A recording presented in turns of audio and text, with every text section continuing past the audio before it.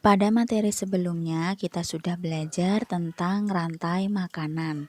Setiap makhluk hidup tidak dapat hidup sendiri, oleh karena itu, makhluk hidup saling berinteraksi untuk memenuhi kebutuhan hidupnya. Interaksi antar makhluk hidup dapat terjadi melalui hubungan simbiosis, predasi, dan kompetisi. Nah, yang pertama, kita pelajari dulu tentang simbiosis. Simbiosis adalah hubungan timbal balik atau interaksi antar dua makhluk hidup yang berdampingan. Simbiosis dibagi menjadi simbiosis mutualisme, komensalisme, dan parasitisme. Yang pertama yaitu simbiosis mutualisme. Simbiosis mutualisme adalah interaksi antar dua jenis makhluk hidup yang saling menguntungkan. Jadi yang satu untung dan yang satunya juga untung. Contohnya adalah interaksi antara burung jalak dan kerbau. Dalam hubungan ini, burung jalak diuntungkan karena mendapatkan makanan berupa kutu yang menempel di tubuh kerbau.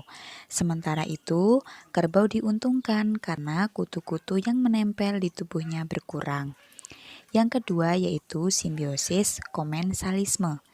Simbiosis komensalisme adalah hubungan antar dua jenis makhluk hidup yang menguntungkan salah satu pihak, sedangkan pihak yang lain tidak dirugikan dan juga tidak diuntungkan.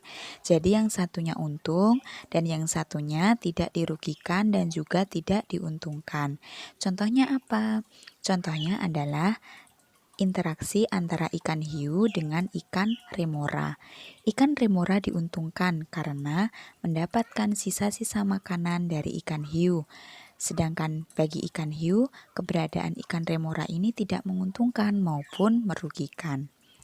Untuk yang ketiga yaitu simbiosis parasitisme. Simbiosis parasitisme adalah hubungan antar dua jenis makhluk hidup yang hanya menguntungkan salah satu pihak, sedangkan pihak yang lain dirugikan.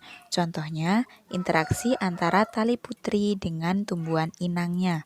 Tali putri diuntungkan karena mendapat makanan dari tumbuhan inang, sedangkan tumbuhan inang dirugikan karena makanannya diambil oleh tali putri. Kemudian interaksi antar makhluk hidup yang kedua yaitu hubungannya dengan predasi.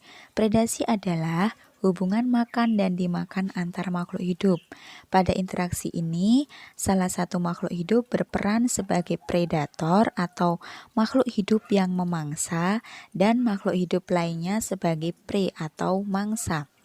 Predasi dapat dilihat jelas pada rantai makanan, yaitu peristiwa makan dan dimakan yang kemarin sudah kita pelajari. Yaitu misalnya konsumen 1 dimakan oleh konsumen tingkat 2, konsumen tingkat 2 dimakan oleh konsumen tingkat 3, dan seterusnya.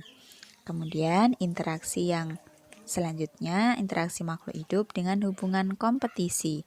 Kompetisi adalah persaingan antar dua makhluk hidup atau lebih untuk memperebutkan sumber daya yang sama di tempat yang sama. Sumber daya yang diperebutkan adalah makanan, air maupun tempat tinggal. Contohnya, persaingan mendapatkan air antara kelompok zebra dan jerapah di ekosistem padang rumput. Selanjutnya adalah semangat kekeluargaan dan gotong royong. Gotong royong berarti suatu usaha atau pekerjaan yang dilakukan tanpa pamrih dan secara sukarela oleh semua warga menurut batas kemampuannya masing-masing. Sifat gotong royong dan kekeluargaan di daerah pedesaan lebih menonjol dalam pola kehidupan mereka, seperti memperbaiki atau membersihkan jalan dan membangun atau memperbaiki rumah.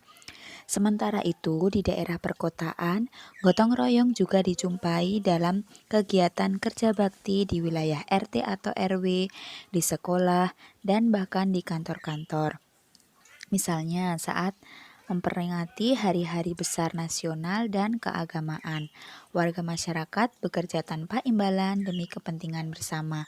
Dari sini timbullah rasa kebersamaan, kekeluargaan, dan tolong-menolong, sehingga dapat terbina rasa kesatuan dan persatuan nasional.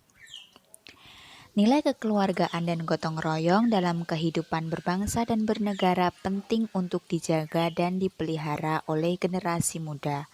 Nilai kekeluargaan dan gotong royong dapat membantu mewujudkan persatuan dan kesatuan bangsa di tengah terpaan modernisasi dan globalisasi sehingga keberadaan Negara Kesatuan Republik Indonesia selalu terjaga.